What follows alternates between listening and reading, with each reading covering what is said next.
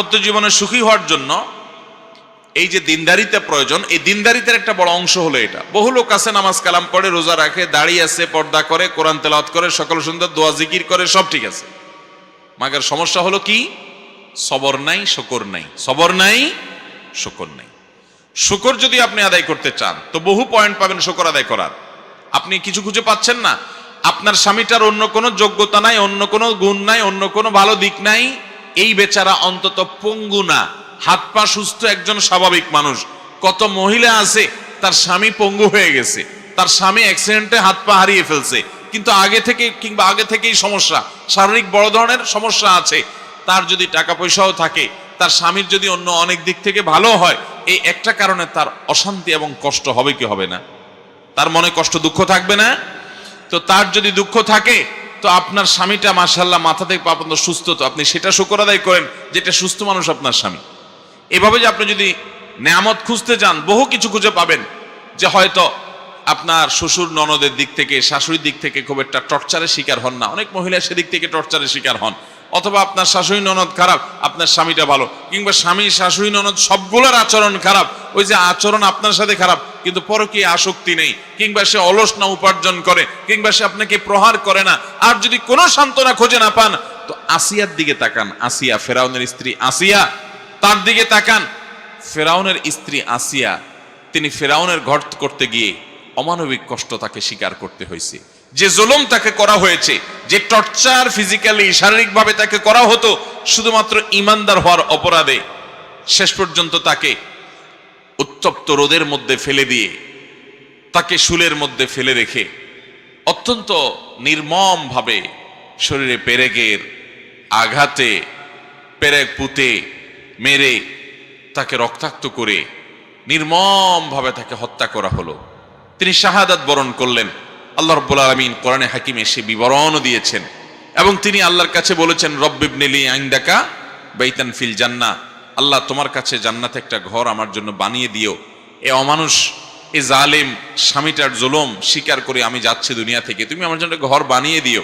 আল্লাহ রাব্বুল আলামিন শুধু ঘর বানান নাই, তার মৃত্যুর আগে তার সামনে উপস্থাপন করেছেন ফেরেশতাদের মাধ্যমে যে এইটাই তোমার ঠিকানা হবে।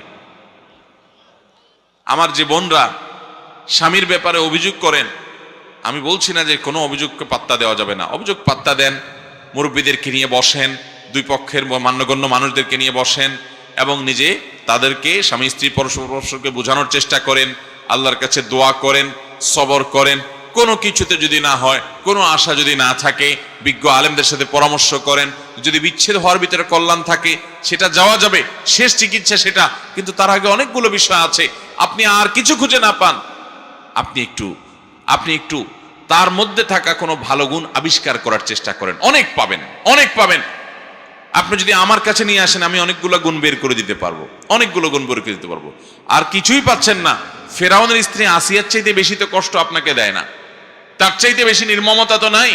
কোরআনে আল্লাহ রাব্বুল আলামিন 4 জন নারীর দৃষ্টান্ত দিয়েছেন। কজন নারীর? 4 জন। এর 2 জন হলো খারাপ আর 2 জন ছিলেন ভালো। খারাপ নারীদের দৃষ্টান্ত দিয়েছেন যাদের, তারা একজন ছিলেন লূত আলাইহিস সালামের স্ত্রী, আরো জন ছিলেন নূহ আলাইহিস সালামের স্ত্রী। আর 2 জন ভালো নারীর দৃষ্টান্ত আল্লাহ তাআলা দিয়েছেন কোরআনে। তাদের একজন হলেন এই ফেরাউনের স্ত্রী আসিয়া, আরেকজন ছিলেন মারিয়াম, যিনি ঈসা আলাইহিস সালামের মা। সতী সাধবী ছিলেন, অনেক অনেক কথা সমাজের মানুষ তাকে শুনিয়েছে, তার চরিত্র নিয়ে অনেক প্রশ্ন তুলেছে, অনেক কষ্ট দিয়েছে, সবর করেছেন, ধৈর্য ধারণ করেছেন।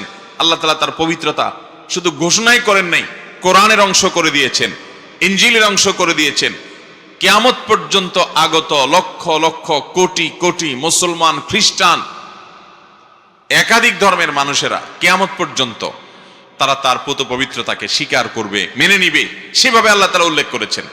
তো আমাদের কোনো বোন যদি শান্তির কোনো দিক খুঁজে না পান, আসিয়ার দিকে তাকাবেন যে আসিয়া কত কষ্ট করেছে। ভাইরা আমার, আমাদের এই সমাজে স্বামী স্ত্রীর মধ্যে কোনো রকম সমস্যা তৈরি হলে কিছু মানুষরূপী শয়তান পাবেন, এরা আপনাকে উস্কে দিবে, বলবে যে আরে মাথা খারাপ, এর সাথে ঘর করা যায়?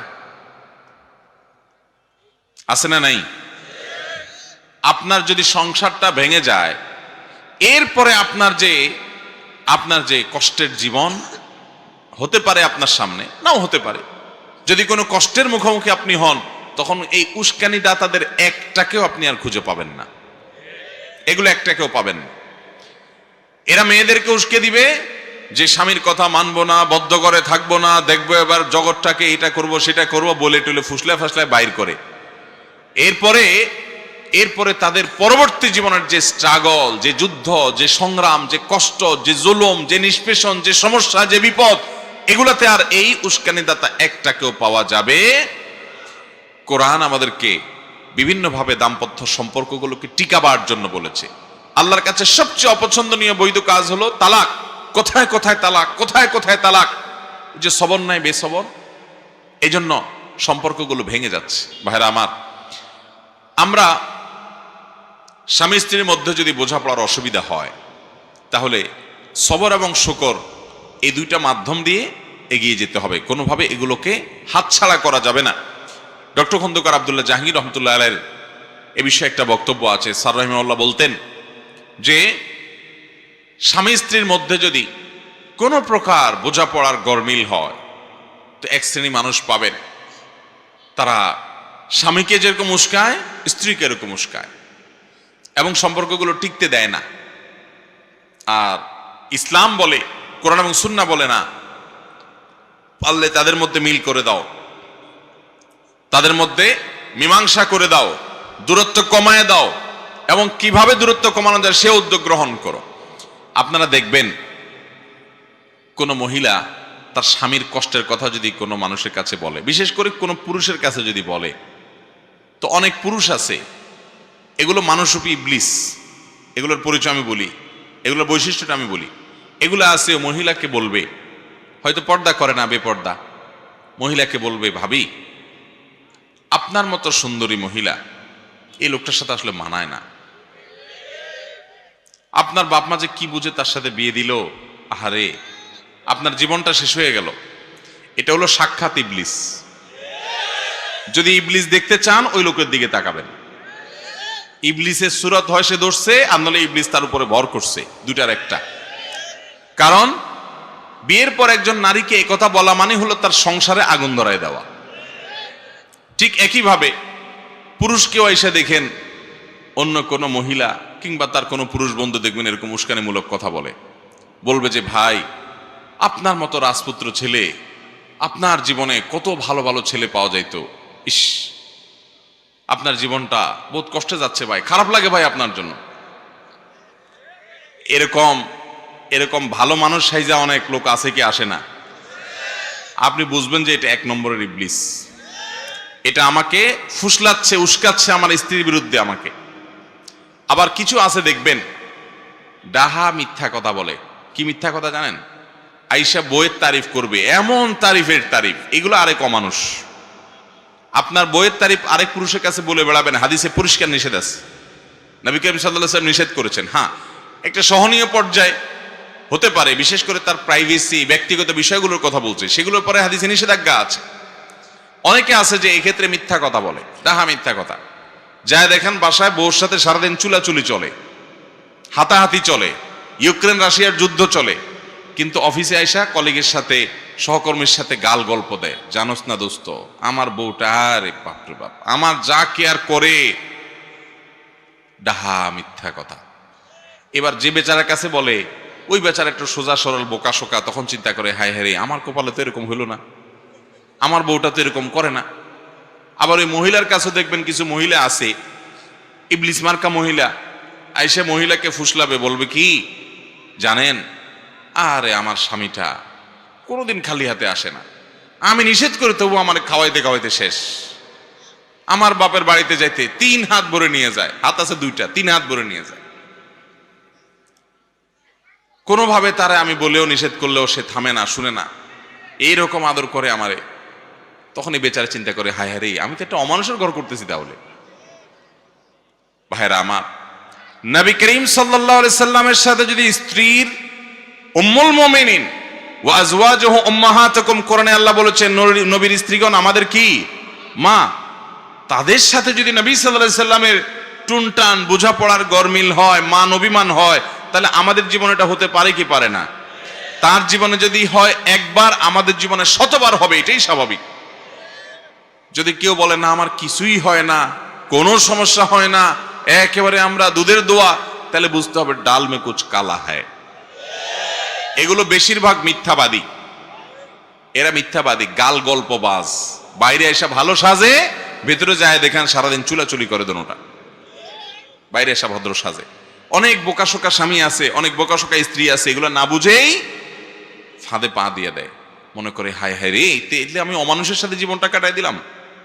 একটু উস্কাই দিল, ভাবি আপনার মতো এত সুন্দর একটা মানুষ, ওই যে শরীয়ত কেন পর্দা করতে বলছে, কারণ এই অমানুষ বেপর্দা আপনার এই খারাপ পুরুষটা তার নজর পড়ছে দেখেই তো সে পাম্পট্টি মহিলাকে দিচ্ছে। এই মহিলাকে পাম্পট্টি দিয়ে বলবে ভাবি আপনার মতো এরকম সুদর্শন একজন নারী, আহারে এ অমানুষ আপনার কদর করতে পারলো না, আপনার রূপ লাবণ্যের মূল্য সে কোত্থেকে দিবে ভাবি। মনে রাখবেন সাক্ষাৎ ইবলিস এই লোক, সাক্ষাৎ ইবলিস। এই ইবলিস দেখে আপনার সাথে সাথে বুঝবেন যে এই বদের হাড্ডি আমার পাম্পট্টি দিচ্ছে, এর উদ্দেশ্য খারাপ, মতলব খারাপ। আর মতলব খারাপ হোক আর ভালো হোক, যাই হোক, সে আমার ভালো চায় না। ভালো চাইলে আমার স্বামীর সাথে আমার সম্পর্ক কিভাবে তৈরি হবে সে পয়েন্ট বলতো না, বলে সে সম্পর্ক দূর করার পয়েন্ট বলছে।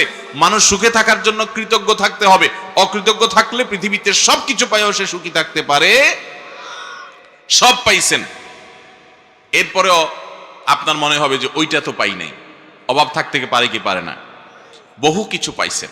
আপনার স্ত্রী, তার ভিতরে অনেক গুণ আছে, কোনো গুণ নাই, আপনার চরিত্রটা তার মাধ্যমে হেফাজত হয়। একজন মুসলমানের কাছে এর চাইতে বড় আর কি চাওয়া হতে পারে? আর কি চাওয়া হতে পারে? তার রান্নাটা ভালো না, তার এটা ভালো না, তার ওইটা ভালো না, ডিমান্ডের আপনার শেষ নাই। বিয়ের যে মূল উদ্দেশ্য সেটা তো আপনার হচ্ছে যে আপনার চরিত্রের হেফাজত হচ্ছে তার মাধ্যমে। তার এই ঋণ আপনি কিভাবে শোধ করবেন? তার এই নেয়ামতটার মূল্যায়ন তো আপনার করা উচিত। ঠিক একইভাবে একজন নারী, তিনি একইভাবে দেখবেন যে আমার স্বামী, তিনি আর কিছু না হোক আমার উপর ছায়া হয়ে আসে। ডক্টর খন্দকার আব্দুল্লাহ জাহাঙ্গীর বলছেন যে ফুসলা ফাসলা যারা সম্পর্কগুলো ভেঙে দেয়, এই ভদ্র মহিলা বাচ্চা কাচ্চাগুলো নিয়ে অথবা একা একা যে সাফার করে বাপের বাড়িতে যায় উঠে, সে তখন বুঝতে পারে যে হায় রে, স্বামীর বাড়িতে কষ্ট দুঃখ যাই সহ্য করতাম না করতাম, বাপের বাড়িতে আসার পরে মনে হয় যে বোঝা। বিয়ে হওয়ার পরে বাপের বাড়িতে উঠে চলে আসলাম, ভাইদের কাছে, ভাবির কাছে, আশপাশের লোকদের কাছে তার যে অবস্থা থাকে, তখন তিনি আফসোস করতে থাকেন, আহারে ওইটাই তো ভালো ছিল। উস্কানিদাতাদের কাউকে তখন খুঁজে পাওয়া যায় না। এই জন্য ভাইরা আমার, দাম্পত্য জীবনে অশান্তির মূল এবং প্রধান কারণ হলো এইটা যে আমাদের মধ্যে সবরও নাই, শকরও। নবী করিম সাল্লাল্লাহু আলাইহি সাল্লাম বলেছেন, তুমি তোমার সঙ্গীর কোনো কিছু দেখে অসন্তুষ্ট, তোমার ভালো লাগে নাই, সাথে সাথে তুমি চিন্তা করো যে তার বহু গুণ আছে যেটা দেখে তুমি সন্তুষ্ট হতে পারো, যেগুলো অন্য অনেকের মধ্যে নাই কিন্তু তার মধ্যে আছে। তাহলে দেখবা তোমার সে কষ্ট কি হয়ে যাবে, দূর হয়ে যাবে। আরেকটা জিনিস হলো ভাই, দাম্পত্য জীবন এটাতে তুষ্ট থাকা খুব জরুরি। আমি যা পাইছি তাতে আলহামদুলিল্লাহ বলবো। আমার স্ত্রীর মধ্যে সমস্যা আছে, ওকে। আমার স্বামীর মধ্যে সমস্যা আছে, ওকে, সত্য। কিন্তু সমস্যা আরো বেশি থাকতে পারতো কি পারতো না? অতএব আল্লাহ তাআলা যেটুকু দিয়েছেন সেটুকু আলহামদুলিল্লাহ। আল্লাহ বলেছেন লা ইন শাকারতুম লা আযীদান্নাকুম, তোমরা যদি আমার কোন নিয়ামত পাওয়ার পরে শুকর আদায় করো, আমি তোমাদের নিয়ামত আরো বাড়ায় দিব। ওয়ালা ইন কাফারতুম, আর যদি নিয়ামতের নাশকরি করো, ইন্না আযাবি লাশাদীদ, তাহলে আমার আযাব বড় কঠোর এবং শক্ত। আল্লাহ রাব্বুল আলামিন আমাদের সবাইকে সুখী দাম্পত্য জীবন তৌফিক এবং নসিব করুন। মুহতারাম হাজিরিন, যে দম্পতি পরস্পরের মধ্যে ভালোবাসা অনেক প্রগাঢ়, যাদের মধ্যে সম্পর্ক অনেক মজবুত সুদৃঢ়, তারা অন্যান্য সব বিষয়গুলো যদি ঠিক থাকে শরীয়তের, তাহলে তাদের তাকওয়ার দিক থেকেও তারা অগ্রসর, আলহামদুলিল্লাহ। তাহলে প্রথম পয়েন্ট আমরা পেয়ে গেলাম, আমাদের দাম্পত্য জীবনে সুখ এবং শান্তির জন্য পাত্রপাত্রী নির্বাচনের ক্ষেত্রে শুধু পাত্রপাত্রী নির্বাচন না, পাত্রপক্ষ পাত্রীপক্ষ উভয় পক্ষ যখন নির্বাচন করবেন, গোটা পরিবারকে দেখবেন, দিনদারিকা দেখে আপনি অগ্রাধিকার দিবেন, প্রাধান্য দিবেন, এবং দিনদারিতা নাই তাহলে অন্য বিষয় আপনি বিবেচনা করবেন। কিন্তু দিনদারিতার ক্ষেত্রে কোনো ছাড় হবে। ভাইরা আমার, অনেকে বলে বিয়ের সময় দেখবেন যে ছেলে নামাজ পড়ে কিনা, ছেলে আল্লাহর ভয় আছে কিনা, হালাল হারাম বুঝে কিনা। বলো না, এগুলো একটু অসুবিধা আছে, নামাজ পড়া নিয়মিত পড়ে না, আপনি বিয়ে করেন, মেয়ে তারা নামাজি বানায় নিবে। আছে না নাই? মেয়ে দিনদার কিনা, পর্দা করে কিনা, নামাজ কালাম পড়ে কিনা, তো বলে যে আপনারা বানায় নিবেন। আপনি সাথে সাথে বলবেন যে আমি রেডিমেড চাই, আমি বানায় নিব, সেটা কি আমার মাপ মতো হবে না হবে না কে জানে বাবা, তার চাইতে রেডিমেড আমি খুঁজবো আগে, রেডিমেড না পাইলে তখন দেখা যাবে। আল্লাহ তাআলা আমাদের সবাইকে দাম্পত্য জীবনে সুখী হওয়ার জন্য এই যে দিনদারিতাকে প্রাধান্য দেওয়া, এই নিয়ামতটি আল্লাহ তাআলা আমাদেরকে দান করুন। নবী করিম সাল্লাল্লাহু আলাইহি সাল্লাম বলেছেন, আদ-দুনিয়া কুল্লুহা মাতা, দুনিয়াতে যত আল্লাহর সৃষ্টি আছে সবগুলাই মানুষ উপভোগ করতে পারে বিভিন্নভাবে। ওয়া খায়রু মাতা'আদ দুনিয়া আল মারআতুস সালিহা, একজন নারী, একজন জীবন সঙ্গী, একজন জীবন সঙ্গিনী, তিনি যদি দিনদার হন, আল্লাহ বিরু হন, নামাজি হন, চোখের পানি ফেলনেওয়ালা হন, আল্লাহর সাথে দোয়া সম্পর্ক করনেওয়ালা হন, এই মানুষটা যদি আপনার জীবনে পেয়ে যান, তো আপনার জীবনে সবচেয়ে বড় সুখের দেখা পেয়ে গেলেন। এর চাইতে বড় সুখের কোনো মাধ্যম উপকরণ আল্লাহর জমিনে আরেকটা হতে পারে না, যদি একটা ভালো সঙ্গী জীবনে পেয়ে যান। আর যদি সঙ্গীটা খারাপ হয়, তো টাকা পয়সা, অফিস আদালত, পদ পদবি যাই পাইছেন, জীবনটা জীবন্ত জাহান্নাম হয়ে যাবে। আল্লাহ আমাদের সবাইকে সুখী দাম্পত্য জীবন তৌফিক এবং নসিব করুন। দ্বিতীয়ত যে বিষয়টি লাগবে সুখী দাম্পত্যের জন্য, সেটা হলো আপনার সঙ্গীর যে সমস্ত বিষয়গুলো নিয়ে আপনি নেতিবাচক মন্তব্য করলে, দৃষ্টিভঙ্গি করলে তিনি কষ্ট পাবেন, খবরদার সেগুলো বলা আপনার জন্য জায়েজও নাই, উচিতও নাই, বলবেনও না। বরং তার সে পয়েন্টগুলোতে আপনি খুব সিরিয়াস হবেন এবং দায়িত্বশীলতার পরিচয় দিবেন। যেমন ছেলে হলে আপনি মেয়ে পক্ষের কি দেখবেন? মেয়ে পক্ষের মেয়ের বাপ, মেয়ের মা, মেয়ের ভাই বোন, অর্থাৎ আপনার শ্বশুরবাড়ির লোকজন, তাদের প্রশংসা করবেন। তাদের নিশ্চয়ই কিছু ভালো গুণ আছে, আছে না নাই? কিছু না কিছু তো আছে।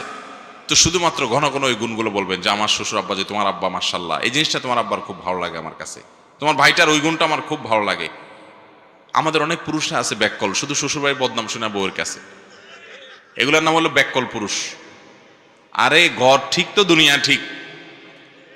স্বরাষ্ট্রমন্ত্রী যদি ঠিক রাখতে চান, ঘরওয়ালিরা যদি ঠিক রাখতে চান, তাহলে সেক্ষেত্রে বেশি বেশি শ্বশুরবাড়ির তারিফ করবেন। বউকে খুশি করার জন্য এর চেয়ে কার্যকর কোনো ওষুধ আছে কিনা আমার জানা নেই। সবচেয়ে শর্টকাট ওয়েতে বউকে খুশি করবেন। কিসের তারিফ করবেন? বেশি বেশি শ্বশুরবাড়ির তারিফ করবেন, যে আমার শাশুড়ির রান্নাটা উফ মাশাআল্লাহ, তুমি আমার কাছে বেশি বেশি থাকবা, রান্না শিখবা। আর আমার শ্বশুর মাশাআল্লাহ, ওনার এই গুণটা আমার এত ভালো লাগে, তোমার এই ভাইটা, তোমার এই বোনটা, তোমার ভগ্নিপতিটা মাশাআল্লাহ। যত বেশি ওই বাড়ির মানুষের তারিফ করবেন, প্রশংসা করবেন। আবার দেখেন মা বোনের সামনে করে মাইর খায়েন না, এটা জায়গা বুঝা সুবিধা মতো বেশি বেশি করে প্রশংসা করবেন। আসলেই দিল থেকে তাদের ভালো গুণটাকে আপনি দেখার চেষ্টা করবেন, এটা শুধু পাম্পট্টি দেওয়ার জন্য না, ভেতর থেকেই তাদের গুণগুলাকে উপলব্ধি করার চেষ্টা করবেন এবং সেগুলো স্ত্রীর সাথে শেয়ার করবেন। অনেক পুরুষ আছে এরা নিজেদেরকে শেয়ানা মনে করে, আমি মনে করি এগুলো বলদ নাম্বার 1। সেগুলো কোনগুলো জানেন? সেগুলো হলো শ্বশুরবাড়ির অনেক ভালো গুণ আছে, ওইটা নিয়ে ভিতরে রাখে, উনি বউরে শুধু খোঁচায়, দোষগুলা শুধু বলে, আর দোষ ভিতর ভিতর ভালোগুলা জানে, উনি মনে করেন নিজের শেয়ানা, উনি হলো বেকুব নাম্বার 1। দোষগুলা সব ভিতর ভিতরে রেখে হজম করে ডুব গিলে ফেলবেন, ওইগুলা বউরে খবরদার কোনোদিনও বলবেন না। সবসময় কি বলতে হবে? গুণ বলতে হবে। অনেক অমানুষ পুরুষ আছে বউদেরকে কি বলে খোঁচায়, তোমার আব্বা তো ঈদে আসলো না, তোমার মা কতদিন হয়েছে একটু ফোন দিল না, তোমার বাচ্চাটা হলো, তোমার ভাইটা একটু আসলো না, তোমার এই অসুখ বিসুখ হইলো, তোমার বোনটা একটাবার ফোন দিল না। এই কাজ অনেক পুরুষ করে কি করে না? এই পুরুষগুলোকে পাও বেঁধে ঝুলায় পিটানো উচিত। কেন জানেন? ওই ভদ্র মহিলার বাপ মা যদি তার হক আদায় না করে, তার দেখতে আসলো না, তার খাতির যত্ন করলো না, তার ফোন দিল না, তার জন্য হাদিয়া তোফা দিল না, তাহলে ভদ্র মহিলার কি কষ্ট হয় না ভালো লাগে? এগুলোর কারণে কষ্ট হয় না? যে আমার আব্বাটা ফোন দিল না, আমার আম্মাটা অনেকদিন হলো একটু আসলো না, একটু খোঁজ খবর নিল না, আমার ভাই বোনগুলো একটু আসে না, আমার শ্বশুরবাড়িতে আমার মুখটা উজ্জ্বল হয় না, আমার নিজেও পরের ঘরে পড়ে আসি, পরের সংসারে আসছি, নতুন দাম্পত্য জীবন শুরু হয়েছে, তারা একটু আসবে, সেভাবে আসে না, তার মনে কষ্ট আছে না নাই? ওই মনে কষ্ট থাকার পর আপনি যদি আরো খোঁচান তারে, তাহলে কি তার সুখ বাড়বে না দুঃখ বাড়বে? তাহলে সেক্ষেত্রে কোনো ভদ্রলোক, মুসলমান তো বটেই, কোনো ভদ্র মানুষ কোনোদিন তার স্ত্রীকে এগুলোর জন্য খোঁচাখুচি করতে পারে? বরং একজন ভালো মানুষের কাজ হবে, স্বামীর কাজ হবে স্ত্রীকে সান্ত্বনা দেওয়া, যে দেখো তোমার বাপ মা হয়তো ব্যস্ত, খবর নিতে পারে নাই, আর সবাই একরকম হয় না, সবাই ফোন করার অভ্যাস নাই, বাদ দাও, এগুলো কোনো ব্যাপার না, আরে আমরা আসি না, আল্লাহ রহমতে ঠিক হয়ে যাবে এগুলো, ইনশাআল্লাহ সমস্যা নাই, এই সমস্ত বলতে হবে। তাহলে কি হবে?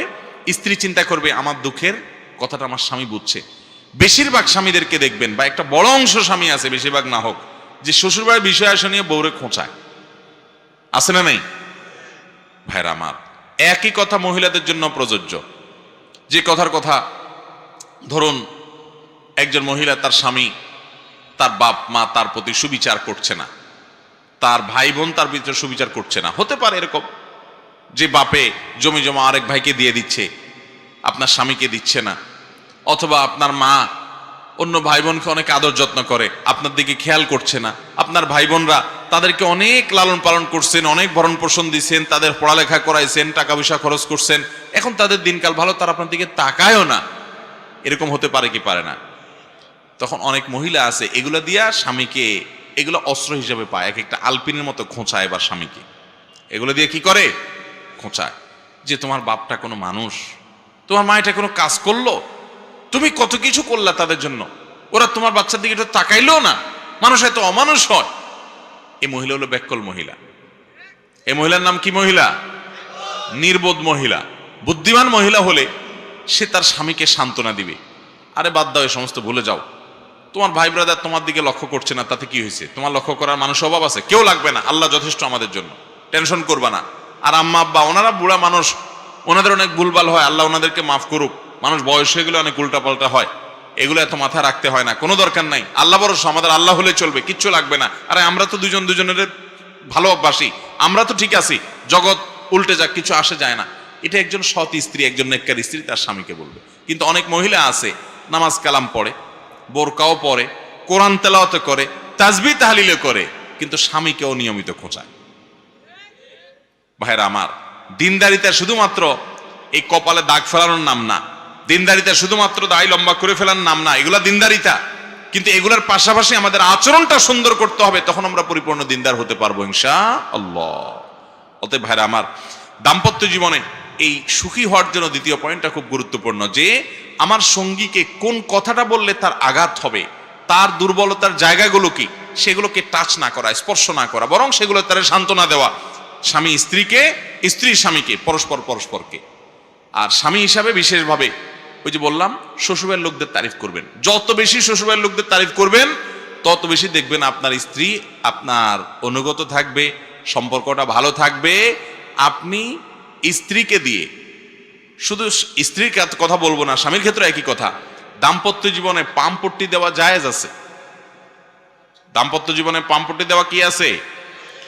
একজন মুসলমানের চরিত্রে মানুষকে বেহুদা পামপট্টি দেওয়া এমনি ভালো কোনো গুণ না, এটা মোদাহানাত বলে, তেল মারা বলে, বুঝতে পারছেন? এটা এমনিতে ভালো গুণ না, কিন্তু স্বামী স্ত্রীর জন্য এটা ভালো গুণ না, এটা জায়েজ আছে। একটু ঘুরায় ঘেরায় বললেও জায়েজ আছে। আপনি যে আপনার বউকে বলেন যে তুমি চাঁদের চাইতেও সুন্দর, কিসের চাঁদ?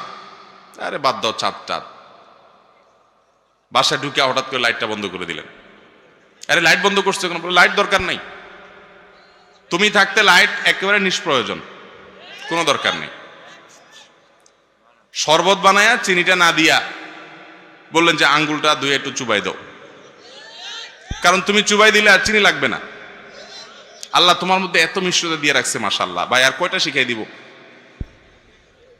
এই যে দুইটা কথা বললাম, এই দুইটা আমার শেখানো না, ডক্টর আয়েজ আল কারনি, সৌদি আরবের জনপ্রিয় আলেমে দ্বীন, এই দুইটা পয়েন্ট, এই যে বাসায় ঢুকলে লাইট বন্ধ করে দেওয়া আর চিনির মধ্যে আঙ্গুল চুবাই দেওয়া, এটা ওনার পরামর্শ। উনি কোন এক ইউনিভার্সিটিতে অনেক লোকের মধ্যে বক্তব্য দেওয়ার পর বলেছেন যে আমার এই পরামর্শ শুনে অনেক দম্পতি তাদের দাম্পত্য জীবনে সুখী হয়েছে, আমাকে পার্সোনালি তারা জানাইছে যে এই ওষুধ কাজ করছে। তো এখন দুইটা উনি শিখাই দিছে, আর বাকিগুলো আপনাকে বের করতে হবে, প্রশংসা করতে শিখতে হবে। অনেক স্বামী আছে, অনেক স্ত্রী আছে প্রশংসা করতে জানে না, প্রশংসা করতে জানে না। প্রশংসা যদি আপনি করতে না জানেন, আপনি কখনো দাম্পত্য জীবনে সুখী হতে পারবেন না। আপনাকে প্রশংসা করতে শিখতেই হবে। প্রশংসা প্রথম প্রথম করলে একটু বিশেষ করে সারা জীবন দুর্নাম করছেন, এখন ওয়াজ শুনে যায় যদি বউর একটু পাম্পটি দেন, বলবে ব্যাপার কি, তুমি পাম দিতেছো আমারে ওই মৌলবীর ওয়াজ শুনে না? প্রথম প্রথম একটু বলবে, কিন্তু আপনি পাম বন্ধ করবেন না, এসব শুনে চালায় যাবেন।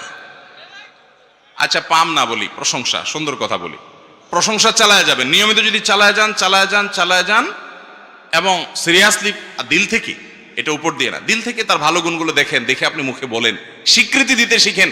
মানুষ স্বীকৃতি চায়। শুনেন, স্ত্রী এই কাজ করে না, ওই কাজ করে না, আপনার নাস্তা বানায় খাওয়ায় না, আপনার জামাটা গোছায় দেয় না, আপনার কথাটা শুনে না, তর্ক করে, হান করে, তান করে, বহু বদনাম করেন, তো আপনি নিজে কিছুদিন তার ভালো গুণগুলো খুঁটে খুঁটে বলা শিখেন, এগুলো প্রশংসাগুলো করতে শিখেন, এগুলো স্বীকৃতি দিতে শিখেন। নিয়মিত যখন এটা করতে থাকবেন, শুধুমাত্র প্রশংসা করে আপনি তাকে খুন পর্যন্ত করতে পারবেন। খুন করা বুঝেন, মানে তাকে দিয়ে সব করাতে পারবেন। একই কথা পুরুষদের বেলাও প্রযোজ্য। স্বীকৃতি দিতে হবে, কৃতজ্ঞতা আদায় করতে হবে। সবচেয়ে দাম্পত্য জীবনে অশান্তির মূল কারণ হলো অকৃতজ্ঞতা। সারা জীবন সুখে ছিল, একদিন একটু চুন থেকে নুন খসছে, তোমার সংসারে এসে সুখের দেখাটাই পেলাম না, জন্মটাই গেল আমার দুঃখে দুঃখে, কি পাইছি তোমার সংসারে এসে, এই এক কথা সব বরবাদ। আল্লাহ রাব্বুল আলামিন আমাদেরকে দাম্পত্য জীবনে সুখী হওয়ার জন্য এই শর্তটিও মেনে চলার তৌফিক দান করুন। তাহলে নিজের সঙ্গীর, স্বামী স্ত্রী, যে আমরা বাংলা স্বামী বলি, স্বামী না, এটা সঙ্গী, সঙ্গী এবং সঙ্গিনী। আমরা বলি স্বামী, স্বামী মানে তো প্রভু, মালিক। কোরআন এবং সুন্নাহ আমাদেরকে স্বামী স্ত্রীকে পরস্পর, আমরা যাদেরকে স্বামী স্ত্রী বলি, আমরা বোঝার জন্য স্বামী স্ত্রী বলতেছি, এভাবে স্বামী স্ত্রী বলে নাই। কোরআন হাদিস বলছে জাওজ, জাওজা। জাওজ মানে হলো সঙ্গী, জাওজা মানে সঙ্গিনী, আমার লাইফ পার্টনার, আমার জীবনের সঙ্গী। কিন্তু আমাদের এ অঞ্চলে বিশেষ করে হিন্দু ধর্ম মতে আপনার অনেক কুসংস্কারচ্ছন্ন বিশ্বাস ছিল, সতীদাহ ছিল, অনেক কিছু ছিল, মানে স্বামী অনেকটা প্রভুর মতো ছিল। ইসলাম সেটা বলে না। ইসলাম বলে স্বামী স্ত্রী পরস্পরের সঙ্গী।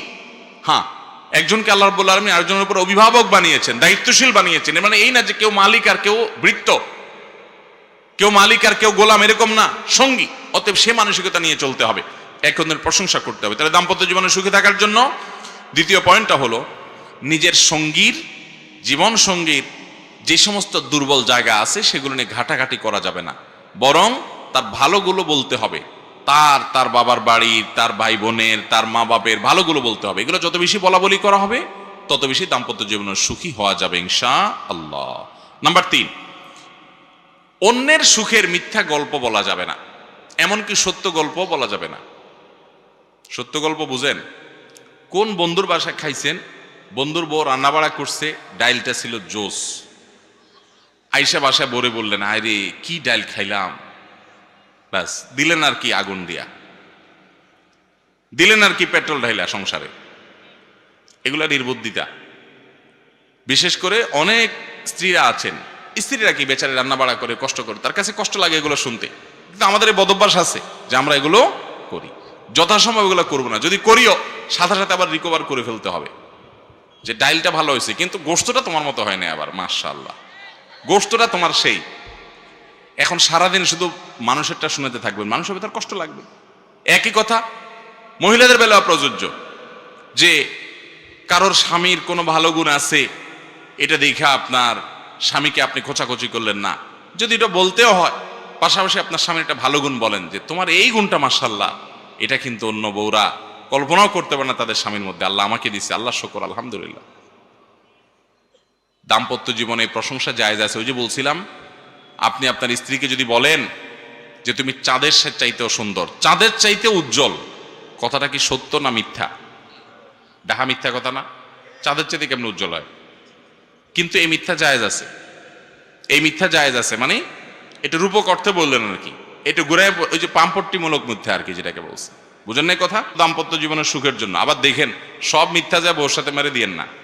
শাড়ি একটা 500 টাকা দিয়ে কিনে আইনা বললেন 2000 টাকা দিয়ে কিনে আনছি, ওই মহিলা কোনোভাবে যদি ওইটার ওই মূল্য ট্যাগ যদি কোনো রকম খুঁজে মুজে পায়, তখন বলবে যে এই বাটপার তো সারা জীবন আমার সাথে তাহলে বাটপারই করে গেছে। ওই রকম ডাহা মিথ্যা বলা যাবে না, পাম্পট্টিমূলক, প্রশংসামূলক, একটু একে অন্যকে প্রশংসা করা, এগুলো স্বামী স্ত্রী একে অন্যের প্রতি করতে পারবে, কারণ ইসলাম চায় দাম্পত্য জীবনে সুখ আসুক, আর সুখের জন্য এই জিনিসটা অনেক জরুরি। প্রশংসা করতে শিখতে হয়। চেষ্টা করবো না ইনশাল্লাহ আমরা? ভাইরা আমার, তাহলে তৃতীয় যে দাম্পত্য জীবনে সুখী থাকার জন্য জরুরি, সেটা হলো আরেকজনের সুখ দেখে সেটা বাড়িতে এসে বলা যাবে না। ওই যে আরেকজনের ডালটা খেয়ে ভালো লাগছে, বাড়িতে এসে ওটা গল্প বেশি দিতে যাবেন না। হালকা পাতলা যদি বলেও ফেলেন, পরে চিন্তা করলেন হায় হায় কি করলাম, তাহলে সাথে সাথে আবার রিকভার করে ফেলবেন। ঠিক একইভাবে ওই যে মহিলাদের কথা বলছি, যে অন্যের সুখ, আর আমি এর আগে বলেছি বেশিরভাগ মানুষ এক্ষেত্রে মিথ্যা কথা বলে। বেশিরভাগ মানুষ আইসা আপনার কাছে গল্প দিবে তার বইয়ের, আরে জান্না দোস্ত তোর ভাবি সে কি রান্না, সে কি কেয়ারিং, সে কি ইয়া। আপনি ধরেই নিবেন যে বেটা অর্ধেকের বেশি শাহবাজি করতেছে, এটা বাতিলের খাতা। বেটা তোমার বউ জান্নাত থেকে উঠে নিয়ে আইসো, একের কোনো অভিযোগ নাই। নবী করিম সাল্লাল্লাহু আলাইহি সাল্লামের স্বামী স্ত্রীর মধ্যে যদি ভুল বোঝাবুঝি হয়, তোমার বউ নিয়ে একবার তুমি এত হ্যাপি। এই অতিরিক্ত গল্পবাজ, বউর ব্যাপারে অতিরিক্ত গল্পবাজ, এদের কথাকে ইগনোর করবেন, এদের কথা বাদ দিবেন, তাহলে আপনি সুখী থাকতে পারবেন। আর যদি এটাকে মাথায় ক্যাচ করে নেন বোকার মতো, যে হায় হ্যাঁ রে, তাহলে আমার কপালে তো এরকম নাই, আমার বউটা তো এরকম না, তো শেষ। কথা কি বুঝাতে পারছি? তাহলে সুখে থাকার জন্য অন্যের সুখের মিথ্যা গল্প, এমনকি সত্য গল্প বাসায় এসে প্যান প্যান প্যান করে বউর কাছে বলবেন না, বউ স্বামীর কাছে বলবেন না। দেখবেন যে তাদের মধ্যে এটা আছে, আমাদের মধ্যে অন্যটা আছে, আলহামদুলিল্লাহ। নিজেরা খোঁজার চেষ্টা করবে। নাম্বার 4, ক্ষমা করতে জানতে হবে। একসাথে দুইটা মানুষ থাকতে গেলে টুনটান হতে পারে কি পারে না? পারে, শুধু না, হবেই, এটা নিশ্চিত। টুনটান হবে কি হবে না? হবে। তো হলে কি করতে হবে? ক্ষমা করতে জানতে হবে। বিশেষ করে স্বামীদের এক্ষেত্রে আরো বেশি করা লাগে। দুনিয়াতে একজন মানুষ আছে যে ভুল করবে না কিন্তু মাপ চাবে, তার নাম স্বামী। ভুল করবে না কিন্তু কি চাবে? মাপ চাবে, সরি তাহলে আমারই ভুল হয়েছে, থাক। শুধুমাত্র একটু ভুলটা স্বীকার করেন, দেখবেন আগুনে পানি ঢেলে দিস। এরপর আপনি তার ভুলটা সুন্দর করে ধরায় দেন, সে যখন ঠান্ডা হয় দেখবেন যে সে এটা গ্রহণ করবে। কিন্তু আগে আপনাকে সারেন্ডার করতে হবে। মহিলারা চায় তার স্বামীটা তার সামনে পরাজিত থাকুক, পরাজিত, বিড়ালের মতো থাকুক। আর অনেক স্বামী আছে বেকুব, সারা দুনিয়াতে বিড়ালের মতো মেওয়া করে আর বাসায় এসে সে বাঘ সাজে।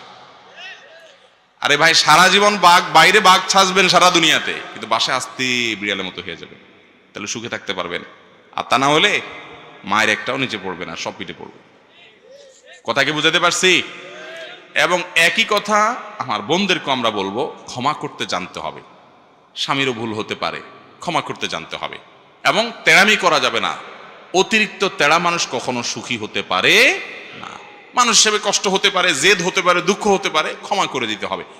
আপনার সঙ্গী সে একটু বেশি রাগী, তাহলে আপনি মাথায় রাখেন যে সে রাগী, এবং হিসাব নিকাশ করে চলেন, এবং সবকিছু নিয়ে বাড়াবাড়ি করেন না। কিছু হইলেই আপনি একবার সিরিয়াস হয়ে যাবেন, এটা উচিত না।